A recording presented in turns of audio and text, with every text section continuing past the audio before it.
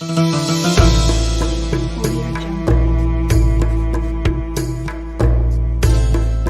Audio Jungle. Assalamualaikum warahmatullahi wabarakatuh. Nabi Syuaib adalah salah satu nabi yang lahir di tengah komunitas Arab selain Nabi Saleh, Nabi Hud, dan Nabi Muhammad. Kisah Nabi Syuaib ini juga lekat dengan Nabi Musa karena disebutkan bahwa Nabi Musa menikah dengan salah seorang anak Nabi Syuaib. Kelahiran Nabi Syuaib diperkirakan terjadi pada tahun 1600 sebelum Masehi. Secara harfiah, Syuaib memiliki arti memberikan petunjuk pada jalan kebenaran.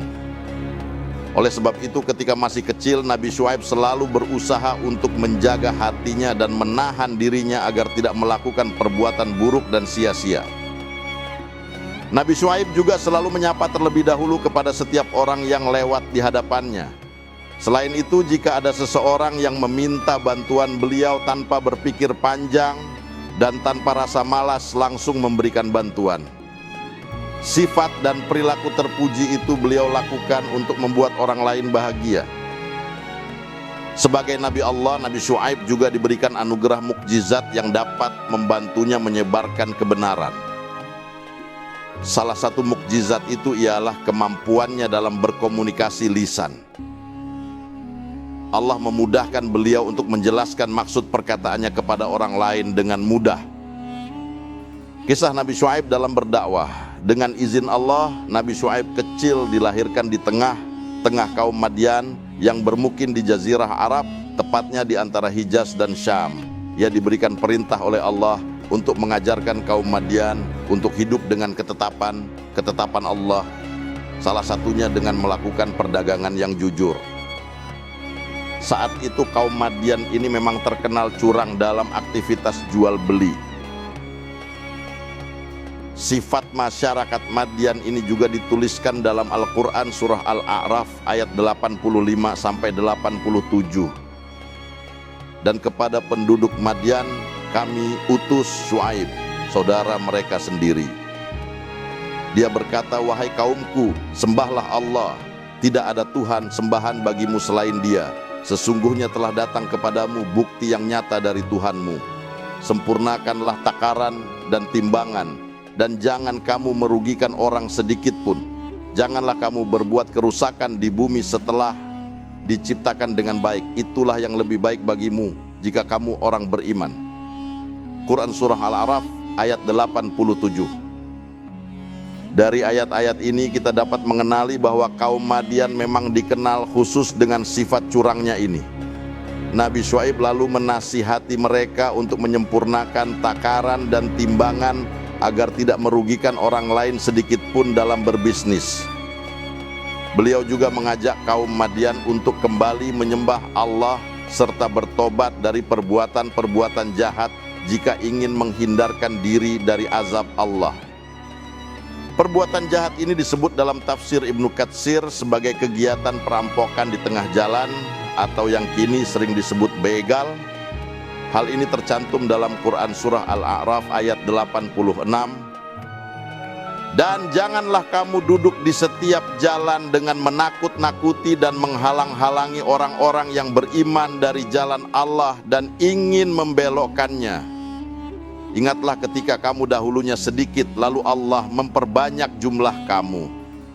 Dan perhatikanlah bagaimana kesudahan orang-orang yang berbuat kerusakan. Quran surah Al-A'raf ayat 86.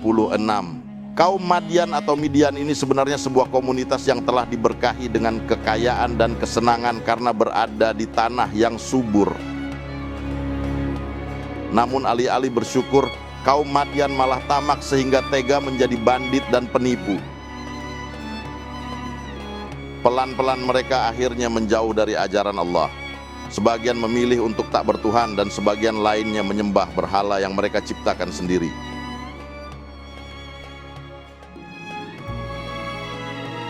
Musafir seperti Ibnu Katsir menyebutkan bahwa kaum Madian adalah orang-orang yang pertama kali menerapkan biaya atau pajak bagi musafir yang kebetulan melewati wilayah mereka.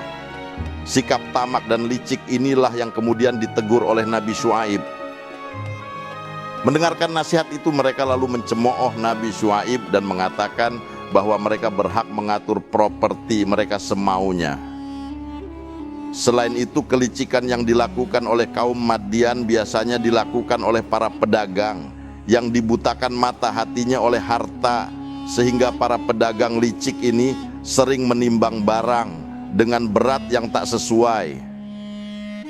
Keuntungan pedagang pasar akan bertambah menjadi 2 kali lipat setelah melakukan perbuatan tidak terpuji itu.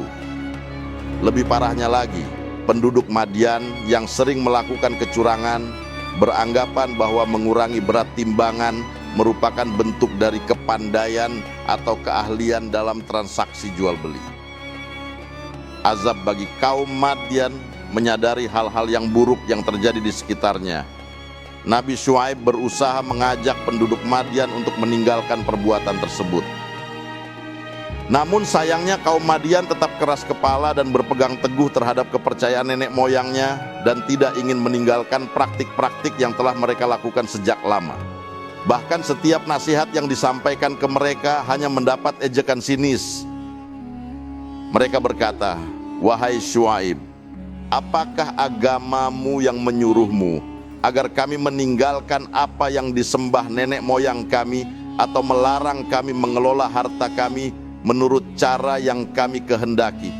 Sesungguhnya engkau benar-benar orang yang sangat penyantun dan pandai."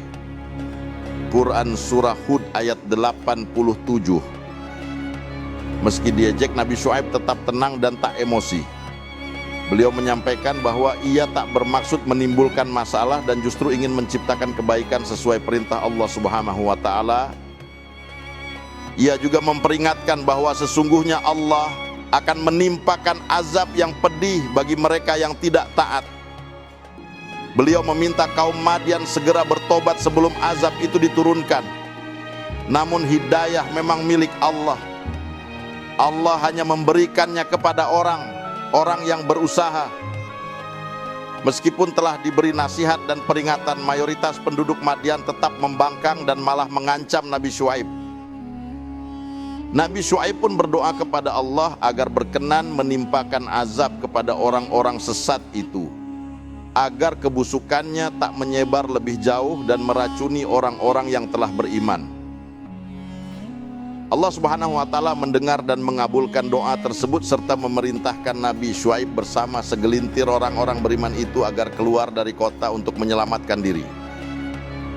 Setelah jauh meninggalkan kota, Allah lalu menurunkan cuaca yang sangat panas dan kering yang membuat tumbuh-tumbuhan mati. Tanaman pangan dan komoditas dagang andalan kaum Madian pun musnah. Tak lama berselang Allah juga menurunkan bencana gempa bumi serta halilintar yang membuat penduduk Madian yang masih kafir itu mati. Demikianlah akhir kisah Nabi Syuaib. Dari cerita ini kita dapat belajar bahwa jujur dalam berdagang serta menerima apa yang memang sudah menjadi haknya merupakan perintah Allah. Janganlah meniru perbuatan-perbuatan yang licik dan merugikan orang lain seperti yang dilakukan kaum Madian yang akhirnya dibinasakan Allah dalam keadaan kafir. Semoga kisah Nabi Syuaib ini dapat dipetik hikmah dan pelajarannya agar kita semua dijauhkan dari sifat-sifat yang tercela.